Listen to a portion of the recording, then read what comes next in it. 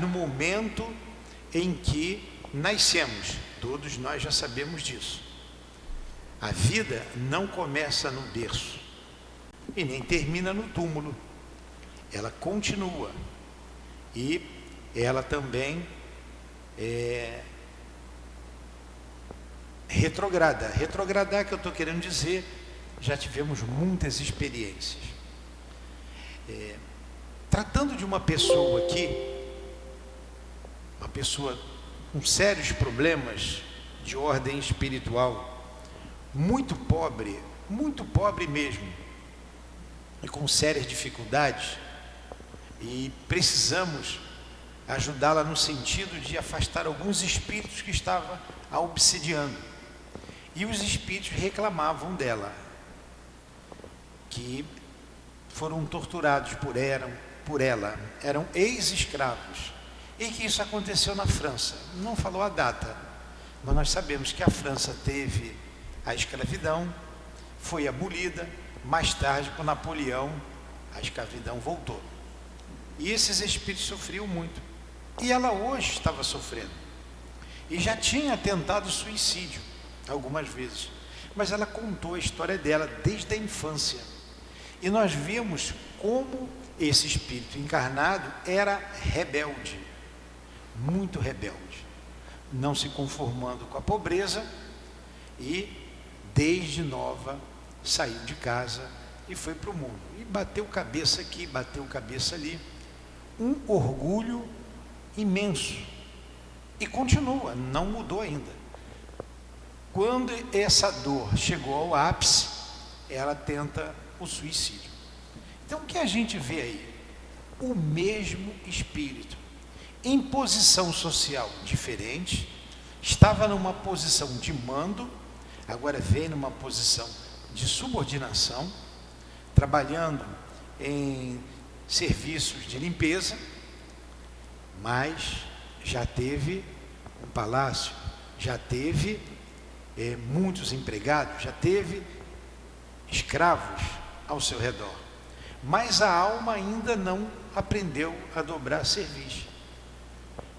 E nós falamos claramente com ela desse orgulho, e para culminar, trazendo dores à família que tanto a ama, porque ela colocou as lutas da mãe junto a ela. Em todos os momentos difíceis da vida, a mãe nunca a abandonou. E a mãe é pobre de maré de si também. Ela colocou que a mãe nunca deixou que faltasse uma boneca da moda. Comprava lá de segunda linha na feira, mas ela nunca deixou de ter a boneca. Então, um amor extremado da mãe e a rebeldia extremada da filha. Então a gente vê aí no espírito, ela trazendo ainda com ela esse sentimento de orgulho, pela altivez do espírito. Assim também acontece no lado positivo da vida, tanto no lado negativo, quanto para o lado bom, das coisas boas, aqueles que têm facilidades no campo da matemática. Eu conheci uma pessoa que era uma pessoa péssima na língua portuguesa, e na matemática ele conseguiu tirava sempre nota máxima. No ginásio, estudei com ele no ginásio, no primário, no científico, na minha época era científico, ginásio, primário, científico. Um aluno espetacular na matemática, dava aula para outros alunos, o professor deixava ali. Mas de onde que ele trouxe aquilo? Da onde ele trouxe? E ele não avançou no campo da vida, da intelectualidade, ele não foi. Ele tinha muita facilidade. Seguiu o caminho, seguiu outra profissão, e ele levou aquilo com ele. Enfim, da onde ele traz isso? Experiências do espírito. Experiência milenar. Eu vou ter que ir lendo e trazendo alguns exemplos, porque são milhares dos exemplos. A gente falou de Napoleão Bonaparte. Beethoven, a gente sabe que já estava surdo, né? Era surdo.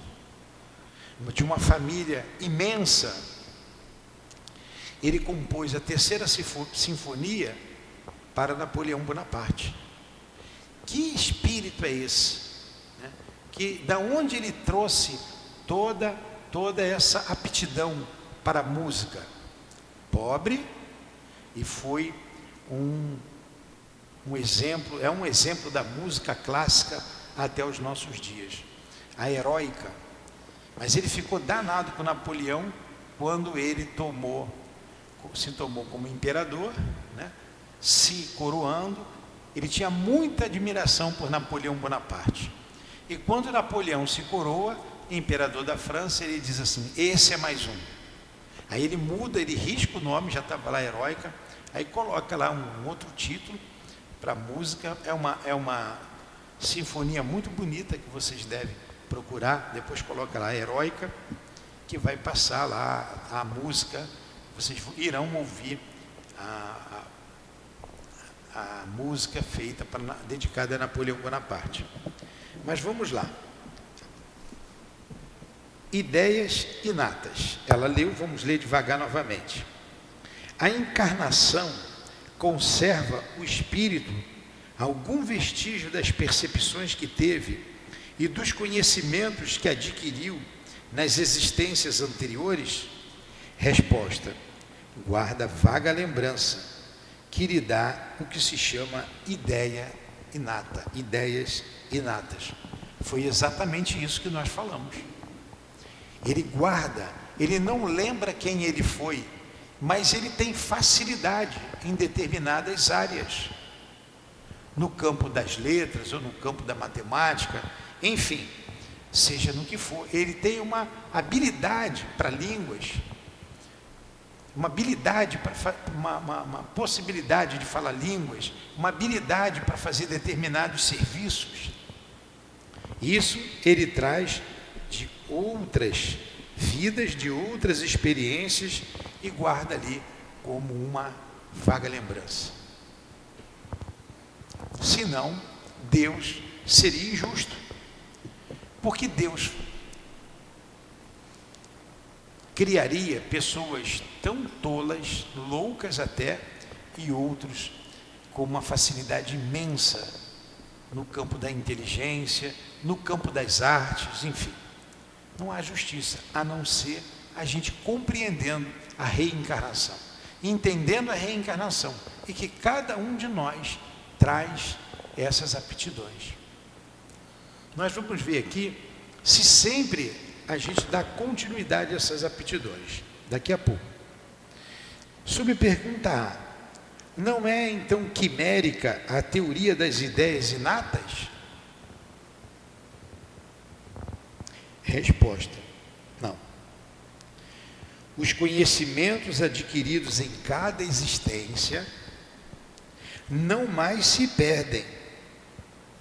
Liberto da matéria, o espírito sempre os tem presentes. Durante a encarnação, esquece-os em parte, momentaneamente. Porém, a intuição que deles conserva lhe auxilia o progresso.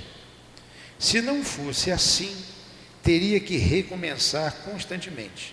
Em cada nova existência, o ponto de partida para o espírito é o que, na existência precedente, ele ficou.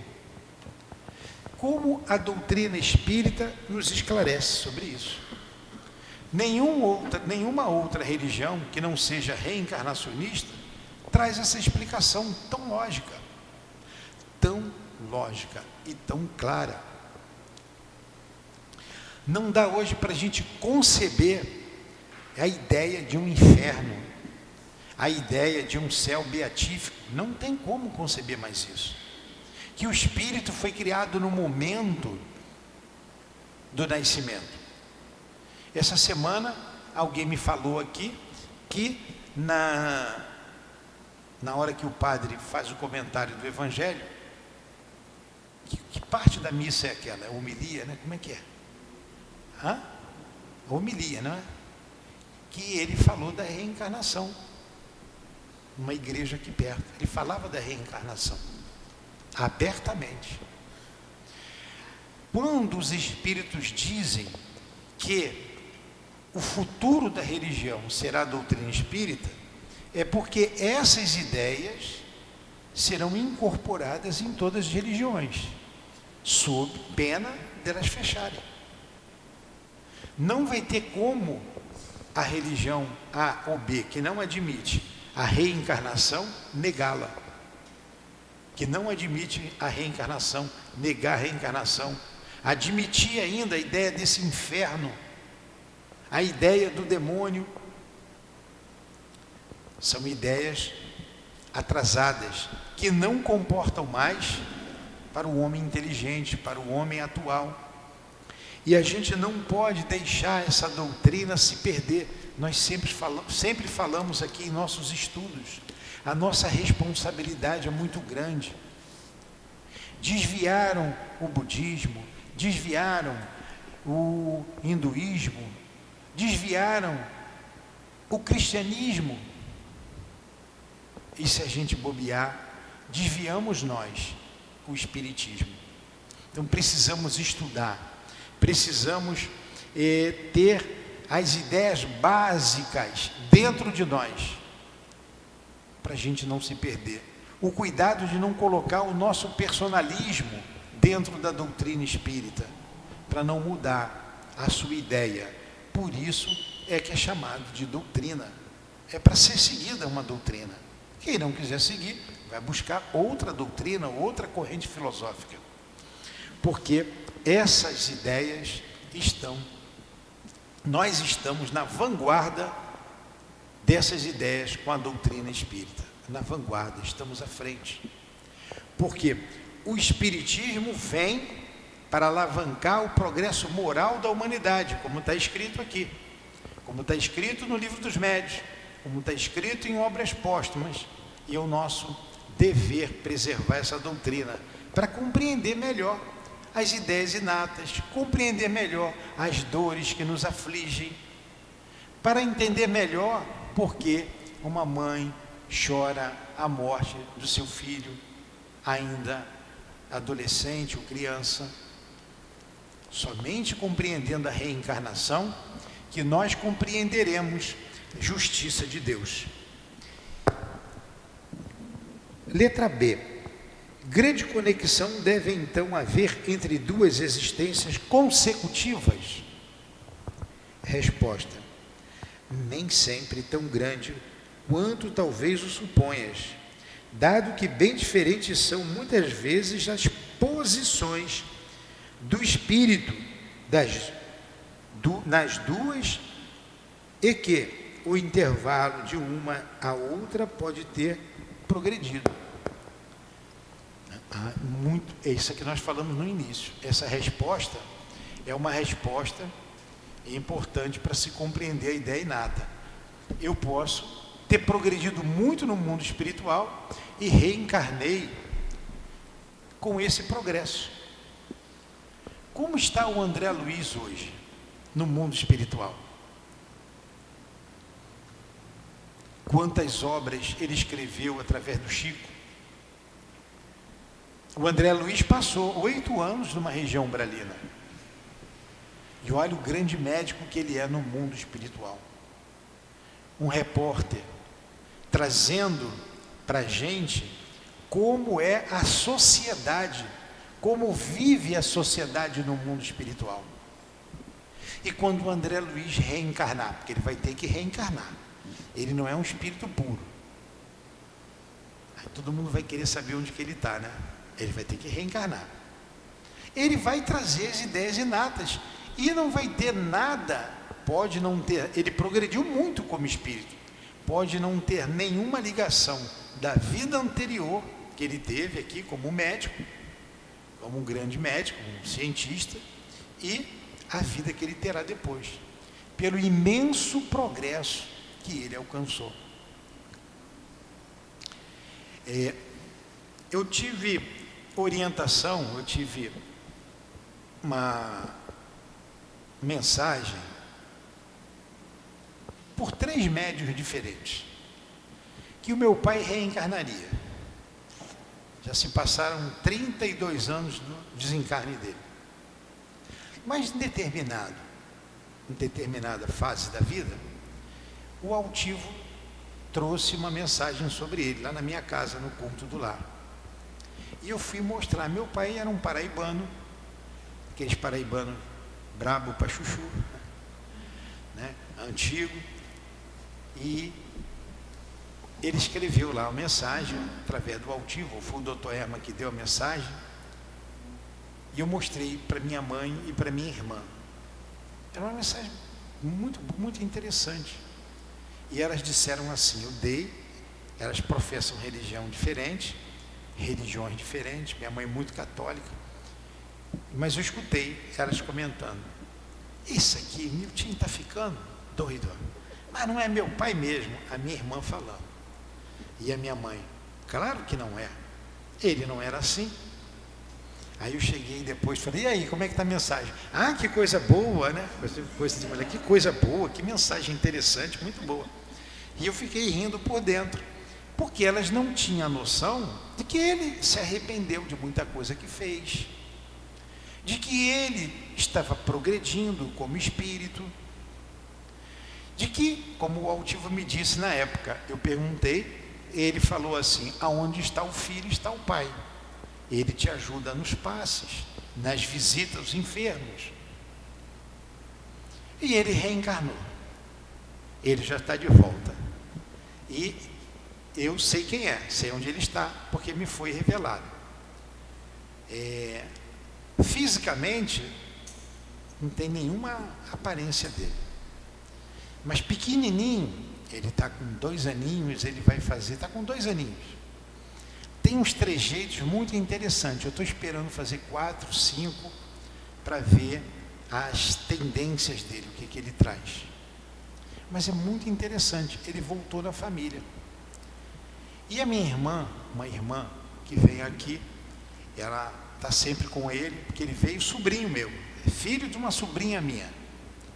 Ela disse, mas ele não larga a minha irmã. E os dois eram, ele só vivia com ela.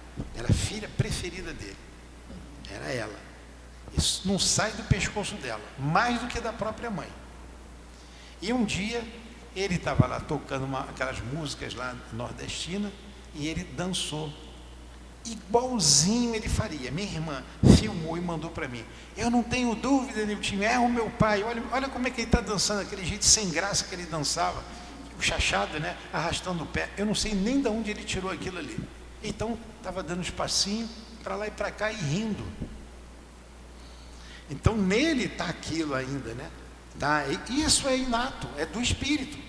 Como vai ser a vida dele, o que ele vai fazer da vida, nós não sabemos. Mas ele progrediu no mundo espiritual. E foi avisado, vai ser médium, vem como médium. E toda hora, desde pequenininho, ele vê os espíritos, ele sai correndo. Mamãe, o moço está ali. Mamãe, a moça está ali, está me olhando. E ele sai correndo. A mãe é descrente, a minha sobrinha é descrente. Ou ela vai acreditar ou acreditar, né? Porque isso vai ser vai ser natural nele. Vem como médium, vem para trabalhar, terá que trabalhar. E já falei, não vai dar remédio para ele. Se levar para o psiquiatra, vão dar tarja preta para ele. Porque ele vê, ele já escuta, pequenininho, mas vamos esperar. Porque é natural também as crianças verem o mundo espiritual. Então, ele progrediu, ele caminhou, e ele vem com um objetivo diferente, né, do que teve na outra encarnação. Sofreu uma grande expiação, e com certeza essa vida será bem melhor.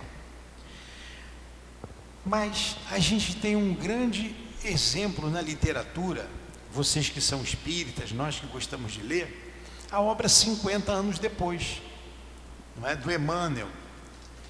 E ali trata da vida de um escravo. Como é o nome do escravo?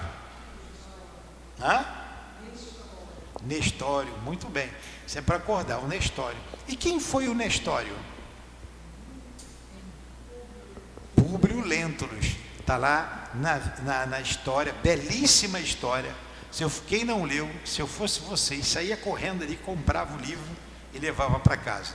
Que vocês não vão parar de ler enquanto não terminar. É ou não é? Quem já leu, uma belíssima história. Então, Públio Lentulus foi um grande senador romano. Ele conviveu com o Cristo. Ele conviveu, não, ele encontrou Jesus. Ele conversou com Jesus. Ele foi pedir a Jesus a cura para sua filha. Está lá na história. E ele coloca os pés pelas mãos, devido ao seu orgulho. Orgulho. Quando a gente lê a história, a gente vê que aquele espírito, ele tinha muito mais virtude do que todos nós juntos, né? Ele era um homem virtuoso. Porém, o orgulho fez com que ele sofresse muito.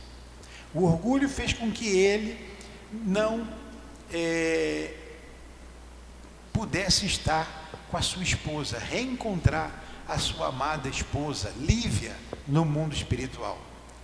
Porque Lívia venceu o mundo. E Lívia seguiu em frente. Seguiu. Jesus atirou no momento em que ela foi abocanhada pela fera, ela foi tirada do corpo e levada por Jesus. E o Públio Lentulus estava lá no Coliseu, vendo aquela cena tão triste. Olha como ele foi castigado, né? Foi o orgulho como o fez sofrer. Até porque ele acreditou numa mentira. Não estou contando a história toda, não. Uma mentira. Que uma outra mulher, eu acho que é Fúvia o nome dela, interessada nele, mulher é um problema, né? Interessada nele, inventou uma mentira e ele ficou naquela, acredito, não acredito. O que aconteceu é que ele isolou a esposa dentro da própria casa para que ela continuasse cuidando da filha e a tratava com muita indiferença. E ela era inocente.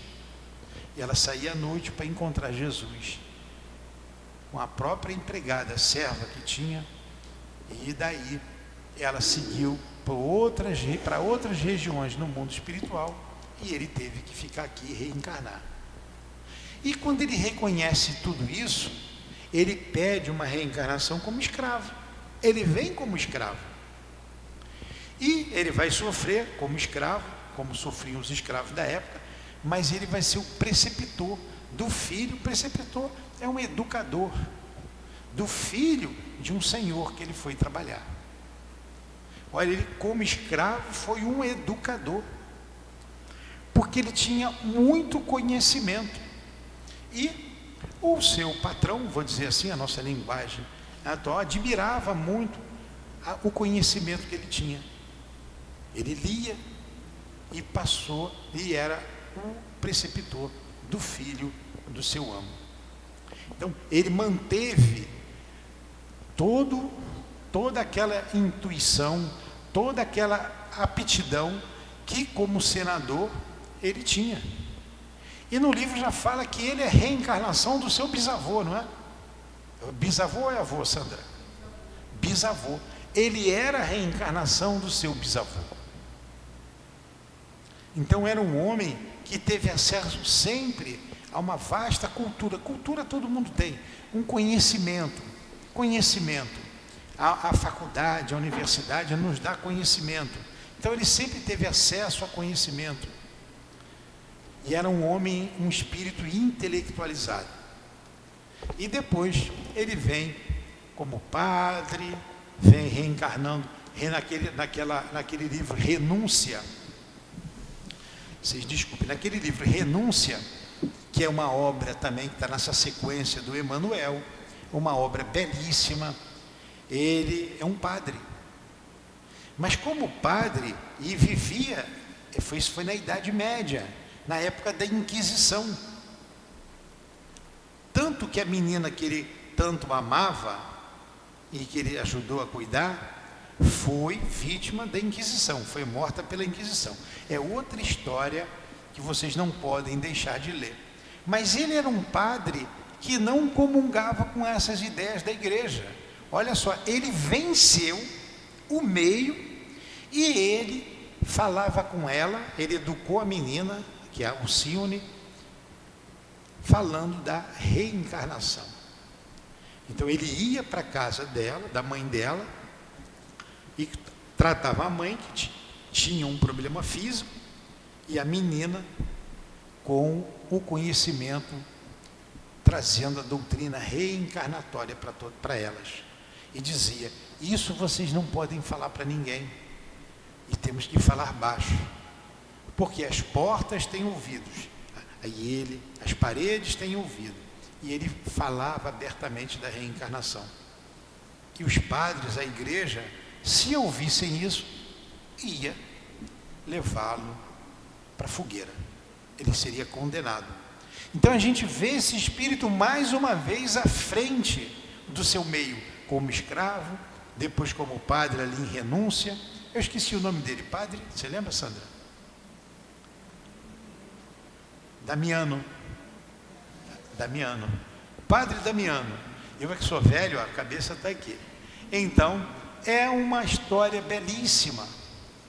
E ele tem outras reencarnações. A gente sabe que a última aqui no Brasil, como Padre Manuel da Nóbrega. Padre Manuel da Nóbrega. E sempre à frente do seu tempo. E agora o Chico disse, antes de desencarnar, que ele já estava aqui no Brasil reencarnado, em São Paulo. E segundo o Chico, ele veio para desenvolver, trazer um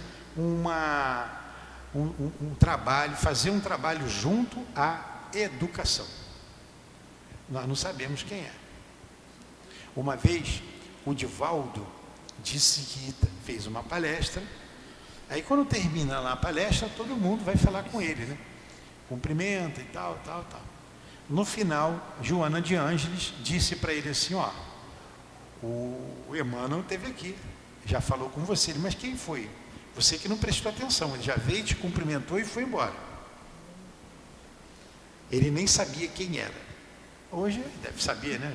Depois foi. Ele disse que já está com seus 19 ou 20 anos, eu não sei, por aí.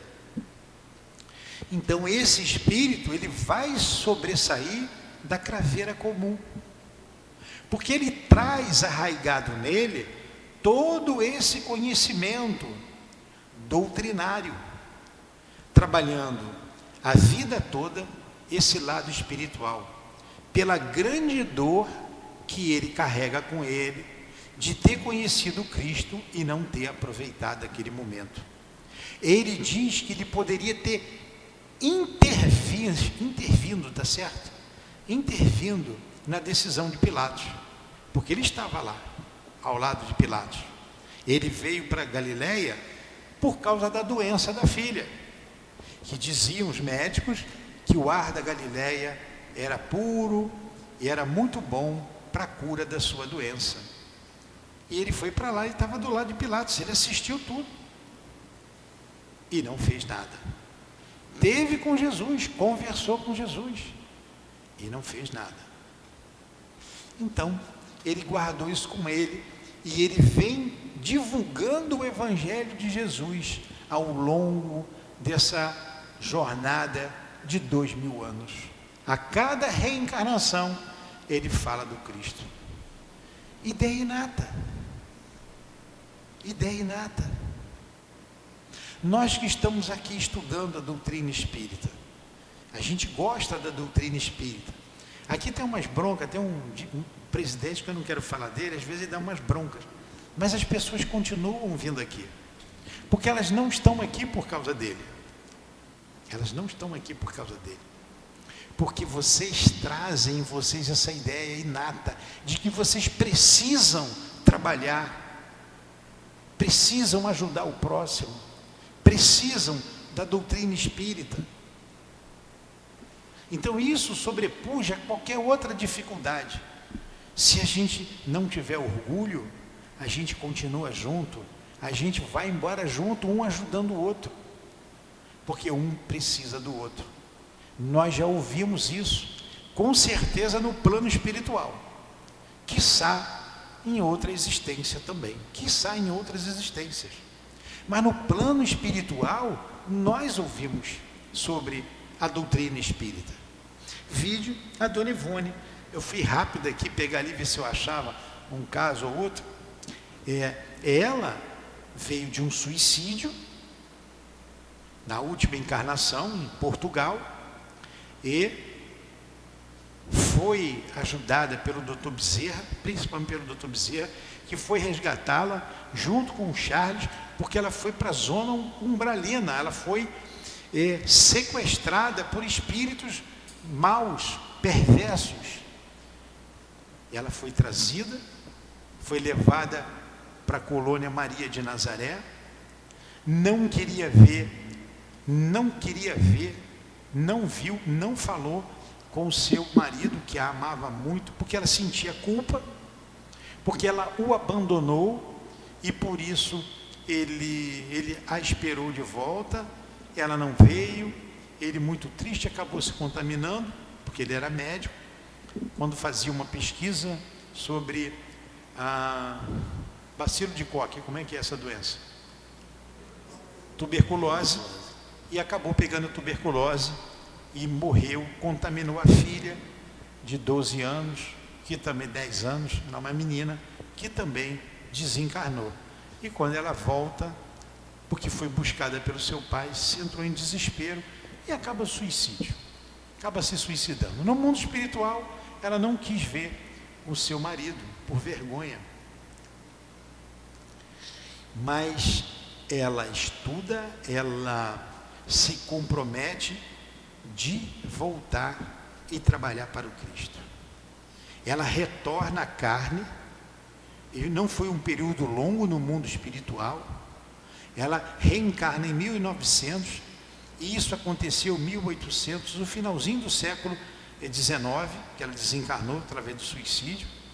Ela retorna, e ela traz bem viva a lembrança do seu passado, bem viva. Eu aconselho a todos vocês, e é uma obra belíssima, que todo médium deveria estudar com calma. Eu já li algumas vezes, e vamos ter que colocar aqui no COMP, no nosso estudo aqui do Livro dos Médiuns, porque isso aqui é um tratado de mediunidade, recordações da mediunidade e devassando o invisível, as experiências dela como médium. E ela vem, reencarna e traz a lembrança de tudo. E o seu guia, um dos seus guias, o Charles, que foi seu pai, e quando a gente estuda aquela trilogia, como é que é o nome? Eu estudo aqui toda quinta-feira. Na Voragem do Pecado, Cavaleiro do Mel, Drama da Bretanha. Eu estava aqui querendo pegar, que ele escreve toda hora errada ali. Ele bota, nas voragens de um pecado. Eu falei, Diogo, se você escrever isso aqui de novo, você vai ficar sem salário esse mês. Aí ele agora, acho que ele aprendeu. Nas voragens do pecado. E ali ela vem contando todo o drama dela, de algumas encarnações. E o passado dela não foi um passado glorioso. Foi um passado muito dificultoso, onde ela causou muita dor. Ela sofreu e fez sofrer, até que culmina com o suicídio dela lá em Portugal. E quando ela retorna, essa lembrança vem à tona.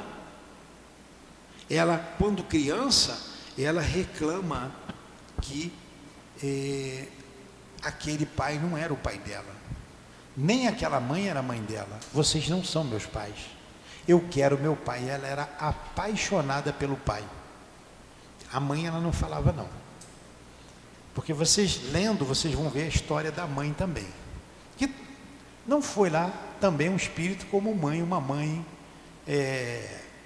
bondosa. Teve muita culpa no suicídio dela. Mas ela lembra, cadê o meu castelo? Foi morar num lugar pobre de uma rica, desci e queria um castelo. Não, eu quero as minhas roupas. Eu quero a minha carruagem. Você não é meu pai. Eu quero tudo que eu tenho. O que eu estou fazendo aqui? me leva para casa, eu quero voltar para minha casa. Agora vocês vejam que drama é lembrar do passado. E ela lembrava com nitidez. Com nitidez. Sempre foi rica, sempre foi bela, e se perdeu na última encarnação por causa da música, apaixonada por Chopin, se envolve lá com algumas pessoas, trai o marido, e é ali que ela se perde. E nessa vida, ela vem com o objetivo de trabalhar, de servir. E o Charles não dava mole para ela. Não dava mole para ela. Ela teve uma doença que não se sabe o nome direito. Eu sou apaixonado pela Dona Ivone. Eu sei que tem outras paixões por ela, mas eu também tenho. Sempre gostei das suas obras, desde que cheguei no Espiritismo, sempre li, reli. Aqui a gente estuda, eu leio, posso ler 20 vezes, e eu me emociono, todas as 20 vezes que eu leio, como me emociono quando falo dela. Então, ela teve lá um problema em que ela foi hospitalizada, foi para casa, mas ela não acordou. Durante 2 meses, de 2 a 3 meses, ela ficou apagada numa cama. Ninguém sabia o que ela tinha. Ela não comia, ela não bebia água, ela não se levantava, ela não acordava. Se não fosse algumas pessoas dedicadas a ela, colocando comida através de sonda, água, ela teria desencarnado. Isso aos 42 anos de idade. Aos 42 anos de idade. Então, quando ela volta a si, ela lembra de tudo. Até faz uma colocação muito interessante. Está aqui, ó, no Recordações da Mediunidade. Isso que eu estou contando para vocês. Ela diz assim, que faculdade mediúnica foi essa que eu tive?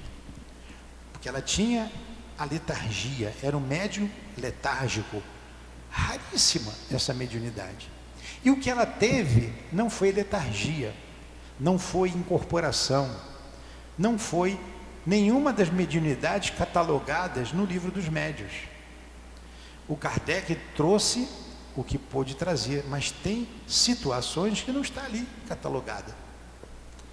E ela diz que lembrava de tudo, que ela saía do corpo. Ela disse, se eu for em Portugal, ela nunca tinha ido a Portugal, eu sei aonde está localizado o cemitério que o meu corpo foi enterrado, a cova que ele está enterrado. Foi uma cova rasa. O pai muito rico conseguiu uma cova rasa, porque a igreja não permitia que um suicida fosse enterrado num cemitério comum. Então ela lembrava de todos os detalhes, do suicídio, dos peixes que ela se atirou no rio Tejo, os peixes comendo a sua carne, como ela foi trazida pelos pescadores que o pai pagou para procurá-la no rio, porque alguém a levou até lá e deixou naquele lugar. Então ficou claro que ela desapareceu se jogando no rio. Ela sentiu o gancho, que eles colocaram um gancho, espetou a carne dela para tirar, porque o corpo já estava em estado de putrefação, para levar para a terra. Ela sentiu o gancho espetar a carne. E ela disse assim, eu estava ali ao lado do corpo, e muito vexada eu fiquei, ao ver a roupa, eu desnuda, na frente de todo mundo. Ela coloca esse detalhe, eu fiquei muito envergonhada, e como eu chorava, como eu pedia a meu pai perdão, pedia que ele me levasse para casa, mas ninguém me ouvia, ele não me ouvia. Então ela lembrou de tudo, e nessa encarnação, ela venceu. Quanta obra ela nos deixou, nos legou, que grande legado nos deixou. E é um espírito, são obras pouco estudadas na doutrina espírita, pouco conhecida. E ela trouxe essa lembrança do mundo espiritual, e como médium ela atuou até o final da sua vida. Ela queria tocar piano. E o Charles dizia, não, você não vai tocar. Aptidão, lembrança. Ela continuava apaixonada por Chopin. E ele disse, não é para você nessa existência. Outra coisa, você também não vai casar.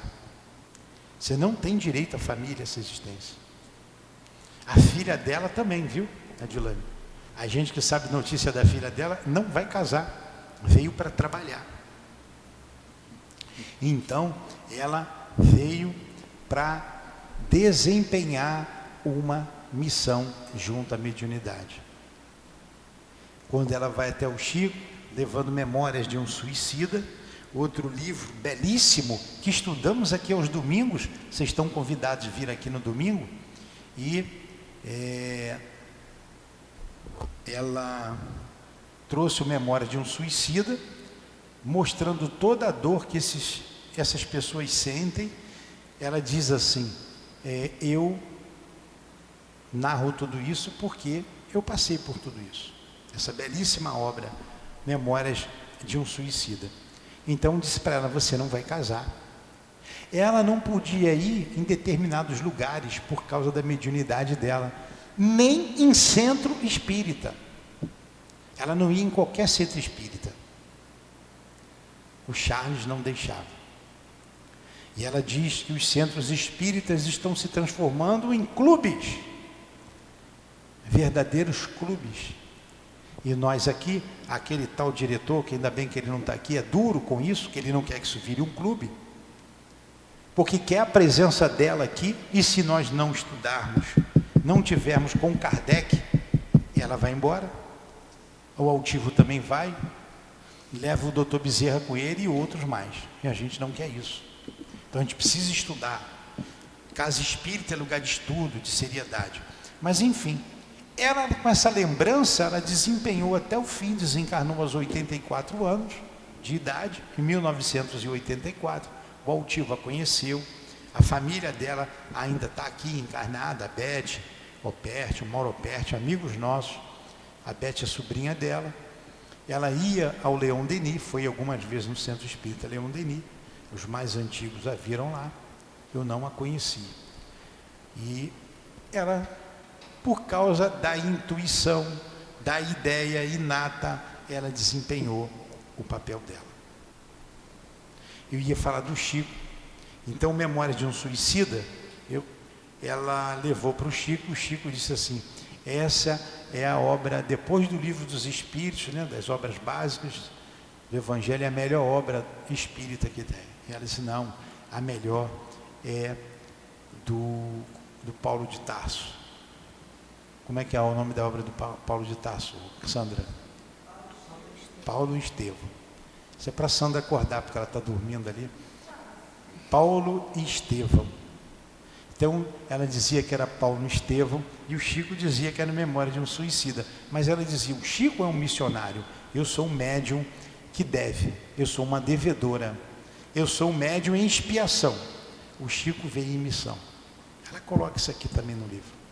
Enfim, então nós também trazemos as nossas aptidões, as nossas tendências. Pode ser mudado, algo que a gente sempre fez em função do desejo do espírito em fazer outra atividade. Pode ser, a gente não quer. Por ter usado, a gente vai ler a pergunta aqui, que faltam 3 minutinhos. Pode mudar, porque eu usei mal a arte, por exemplo, no campo da arte, no campo da música, como escritor. Pode sim ser imposto uma mudança na nossa atividade aqui na Terra. Mas vamos terminar aqui com as perguntas e as respostas. Esse livro aqui, dos Espíritos, era do Altivo. Chegou às minhas mãos, ninguém me tira, ninguém me leva, está aqui. Esse livro é todo bisurado. Quando eu pego no sufoco, eu pego esse livro aqui. Porém, essas 3 questões não tem nenhuma anotação. Ele não colocou nada aqui. Mas vamos lá. A pergunta 219, que a Mônica leu. Qual a origem das faculdades extraordinárias dos indivíduos que, sem estudo prévio, parecem ter a intuição de certos conhecimentos, o das línguas, do cálculo e etc. Todas essas questões a gente já abordou. Eu só vou ler aqui para a gente terminar o estudo. Ele responde aqui, ó. Lembrança do passado, progresso anterior da alma, mas de que ela não tem consciência. De onde queres que venham tais conhecimentos? O corpo muda. O corpo muda. O espírito, porém, não muda, embora troque de roupagem. Nós conversamos com uma pessoa que queria se matar. Aí eu perguntei para ela, você ontem estava com essa roupa? Ela disse, não. Você trocou de roupa? Troquei. Você é outra pessoa porque está com a roupa diferente? Ela, não, sou a mesma pessoa. Porém, eu falei, pois é. Se você, quando tira a roupa de carne e osso, você continua sendo o mesmo espírito. A morte não existe. Você vai arrumar problema para você. Ah, mas aí o problema vai acabar. Como que vai acabar? Se você é a mesma pessoa. Vai continuar com o problema, vai se arrepender, vai querer voltar e não vai conseguir. Aí é tarde. Pensa antes. E assim nós fomos conversando. É o que ele está dizendo aqui. A gente muda de corpo como muda de roupa, mas o espírito é o mesmo. Elinéia não mudou nada. Convive com a Elinéia, só para vocês verem aqui no centro espírita. Ela está rindo ali, não mudou nada. Veio pobre de Maré Desci, mas não adiantou nada. O espírito é o mesmo. Nem no mundo espiritual você progrediu, Elinéia. Pelo amor de Deus.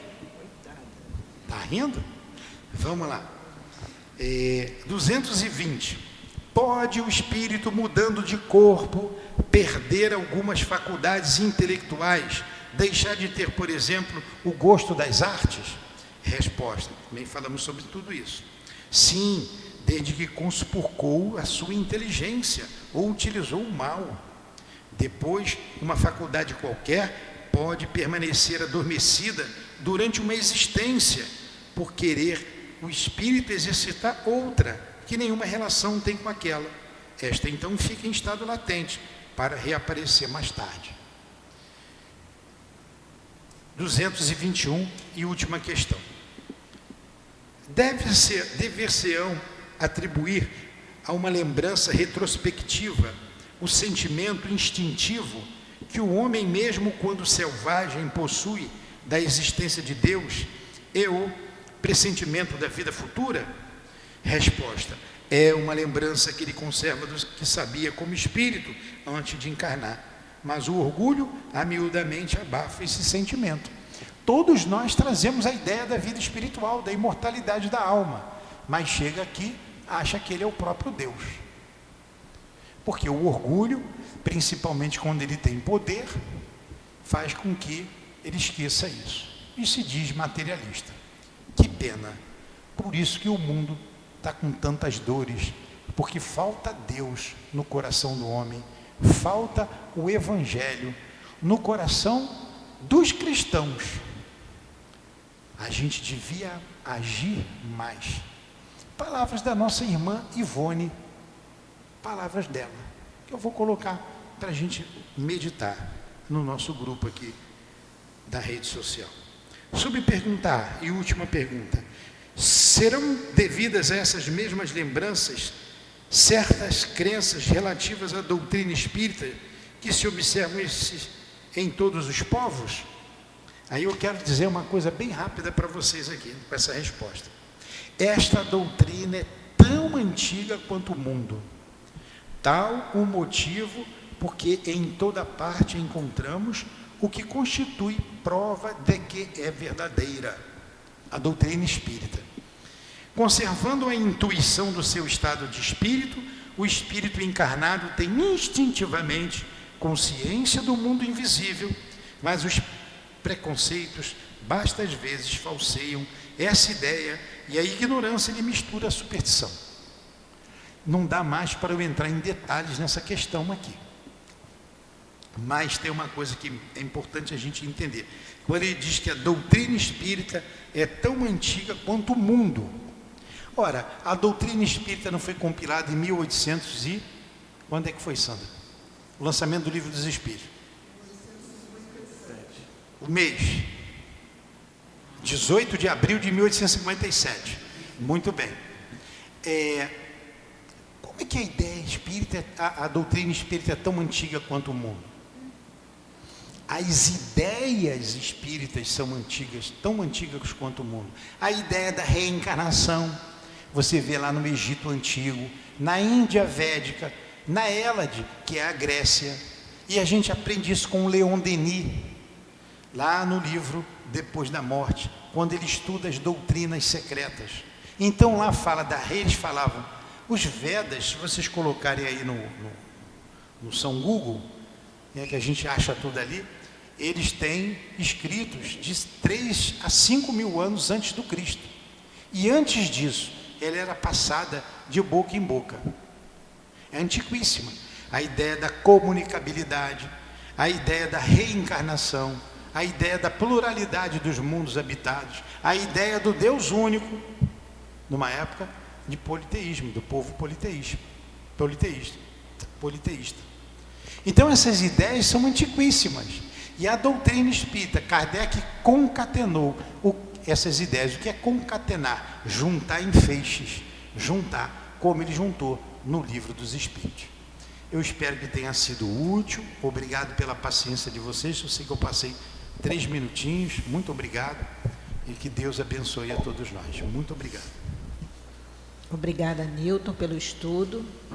Nós vamos passar agora ao segundo momento, o momento do passe. Eu vou pedir aos médios, por favor, que se coloquem. A vocês que vão receber o passe agora, vamos nos ligando aos nossos mentores, a Jesus, pedindo sempre, Senhor, que possamos receber os fluidos tão necessários ao nosso refazimento, através dos médiuns aqui da casa, e que possamos assim, Senhor, ser merecedores da cura que viemos buscar na Tua casa. Que seja em nome da direção espiritual da nossa casa, nosso querido altivo, Dr. Herman, e esses espíritos amorosos que aqui se encontram, pedimos a permissão para darmos início ao trabalho dos passes. Graças a Deus. Dando continuidade ao estudo do Evangelho segundo o Espiritismo, capítulo 24. Não coloqueis a candeia debaixo do alqueire. Para iniciar nosso estudo, vou relembrar. Candeia é como se era uma vela antigamente, um dispositivo luminoso. E alqueire era como uma bolsa ou uma cesta, um recipiente para guardar grãos e cereais. Então Jesus, com a sua ideia, não coloqueis a candeia debaixo do alqueire, na ideia de não limitar a luz. O conhecimento deve ser dado passado a todos, mas esse conhecimento não pode ser revelado todo de uma vez só. O conhecimento ele deve ser proporcional à capacidade de compreensão de quem a recebe. A providência só pode revelar as verdades gradualmente, à medida que a humanidade vai se transformando e se tornando apta a recebê-las. Jesus afirma: não há nada secreto que não deva ser conhecido.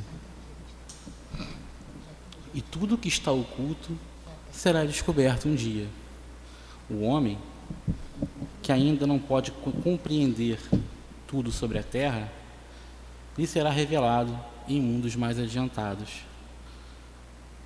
Então, Jesus deixa bem claro em sua época, explícito, que para você ter a condição expressa de salvação, a caridade ao próximo e a humildade são as condições expressas para isso. Isso era essencial, era a ideia básica que ele tinha que passar para a população à época, porque ainda não tinha capacidade de ser revelado todos os conhecimentos. Então, mais tarde, através do Espiritismo, nossa terceira revelação, nos foram apresentados a reencarnação e a comunicação através dos Espíritos, que vem nos revelando de maneira gradual aquilo que estava sob a escuridão. Então, por fim, os Espíritos nos revelam tudo ostensivamente, porque cada coisa vem no seu tempo oportuno. Então, com essa mensagem, que Deus esteja com todos nós. Eu vou fazer agora a leitura da mensagem do plano espiritual. Acreditem que tudo possa mudar. Tenham fé no Mestre Jesus. Deixem que a paz reine no meio de vocês. A perseverança no caminhar para o Cristo. Vejam que não estão sozinhos em meio às desordens alheias. Vocês não estão sozinhos. Nós estamos com vocês, direcionando por onde caminharem, por onde conseguirão a luz e entender mais Jesus. São todos irmãos. Todos caminham em meio às dificuldades. Todos vocês. Tive muitos problemas quando estava no corpo. Não só recebia amores, nem só elogios. Eu recebi dores, críticas, pessoas que desacreditavam, não de mim, mas do Cristo. E vocês também vão passar por isso. Os médiuns que se preparem por essas dores, pelas críticas. A casa é organizada. A casa transmite o amor. E vocês, que acompanham e trabalham na casa, sejam referência. Transmitam o amor um para o outro. Nós estamos com vocês, ajudando a todos que vêm em busca de socorro, do alimento. Entendemos certas dificuldades. Nós pedimos, vigiem, sejam disciplinados, sigam o Evangelho, pratiquem o Evangelho. Pratiquem o Evangelho. Nós pedimos a vocês. Sintam o amor do Cristo dentro de vocês e não desistam do que vocês forem designados. Cada um de vocês tem responsabilidade. Cada um de vocês foi chamado para trabalhar, para falar do Cristo. Todos precisam falar do Cristo. Precisam orientar aqueles desorientados que procuram vocês na esperança de entender o que acontece com eles. Vocês precisam manter o pensamento firme em Jesus. Precisam ficar unidos. Força, coragem, porque o mundo, meus irmãos, meus amados, está sendo destruído, não só pelo mal, mas pela ordem divina. Deus também pede que se retirem aqueles que estão causando tantas dores, tanta desordem. Peçam força, peçam coragem, vocês terão. Nós estamos com vocês, nós estamos ajudando vocês, protegendo vocês. Não tenham dúvidas. Não tenham dúvidas do nosso amor por vocês, por esse povo. Não tenham dúvidas do nosso esforço, do nosso trabalho com vocês. Nós entendemos a dificuldade de vocês. Fiquem na paz. Fiquem na paz todos vocês. O Cristo está com vocês. O Cristo pede que nós não abandonemos vocês. Cristo sabe do trabalho que vocês ainda vão realizar. Sejam prudentes. Vigiem, vigiem. Um espírito amigo. E assim, Senhor, agradecidos por termos chegado à Tua casa, por termos escutado os Teus ensinamentos e agradecidos por essa mensagem que nos fortalece mais e que nos encoraja mais. Que possamos, Senhor, continuar sendo merecedores de trabalhar na Tua seara, dando continuidade ao Teu Evangelho. Agradecidos a essa casa que nos recebe com amor e que nos dá a possibilidade do trabalho no bem. Agradecemos a direção no plano espiritual e pedimos, Senhor, que continue fortalecendo a direção da nossa casa do plano físico, aos trabalhadores e aos frequentadores do nosso SEAP. Que possamos voltar aos nossos lares em paz, levando essa vibração de paz e amor que aqui viemos buscar. E assim, Senhor, te pedimos, sê conosco, por muito precisamos de Ti ainda. E pedimos a Jesus, mas sempre a Deus, nosso Pai, a permissão para encerrarmos a nossa reunião da tarde de hoje. Graças a Deus.